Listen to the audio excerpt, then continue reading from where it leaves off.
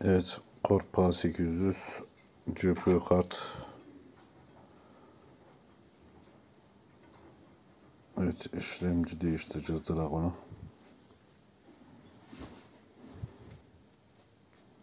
Kalıplayacağız.